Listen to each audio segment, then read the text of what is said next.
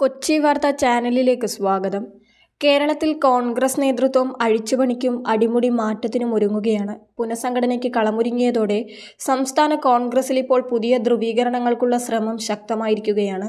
KPCC അധ്യക്ഷനെ മാറ്റുമെന്ന അറിയിപ്പുകൾ വന്നെങ്കിലും കെ സുധാകരൻ ഇതുവരെ സ്ഥാനം വിട്ടു നൽകിയിട്ടില്ല.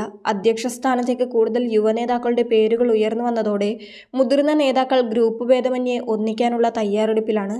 രമേശ് ചെന്നിത്തലയാണ് VD സതീശന്റെ നേതൃത്വത്തിലുള്ള യുവജന മുന്നേറ്റത്തിനെതിരെ മുതിർന്ന നേതാക്കളെ ഒരുമിപ്പിക്കുവാൻ ശ്രമിച്ചുകൊണ്ടിരിക്കുന്നത്. 2026 നിയമസഭാ തിരഞ്ഞെടുപ്പിൽ കോൺഗ്രസ് അധികാരത്തിൽ വന്നാൽ മന്ത്രിസഭാ രൂപീകരണത്തിലും യുവനേതാക്കൾക്ക് പ്രാതിനിധ്യം നൽകുമെന്ന ആശങ്കയിലാണ് മുതിർന്ന നേതാക്കൾ. അതിനാൽ തന്നെ ഇക്കാരണങ്ങളെല്ലാം മുതിർന്ന നേതാക്കളുടെ ഈ ഒത്തുചേരലിന് കാരണമായി. തൃശൂരിൽ രമേശ് ചെന്നിത്തലയും MK രാഘവൻ MPയും തമ്മിൽ നടന്ന കൂടിക്കാഴ്ച കോൺഗ്രസിലെ പുതിയ ധ്രുവീകരണത്തിന്റെ സൂചനയാണെന്നാണ് ഇപ്പോൾ വിലയിരുത്തുന്നത്.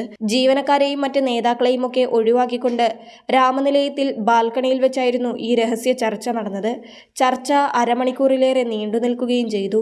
യുവനേതാക്കൾ തങ്ങളുടെ സ്ഥാനം കൈയടക്കുമോ എന്ന ഭയം മുതിർന്ന നേതാക്കൾക്കുണ്ട്. അതിനാൽ തന്നെ മുതിർന്ന നേതാക്കളെല്ലാം ഒറ്റക്കെട്ടായി നിൽക്കുമ്പോൾ അത് VD സതീശനെതിരെയാണെന്നതാണ്. Ramesh Chennithala, KC Venugopal, K Muraleedharan, MM Hasan തുടങ്ങിയവർ ഒരുമിച്ച് പ്രവർത്തിക്കുന്നത് VD സതീശനെതിരെയാണ്. അതിന്റെ അടയാളമാണ് KPCC അധ്യക്ഷ സ്ഥാനത്തെ സംബന്ധിച്ച വിഷയം വന്നപ്പോൾ സുധാകരൻ സ്വമേധയാ പോകുമെങ്കിൽ പൊയ്ക്കോട്ടെ എന്ന് പറഞ്ഞത്.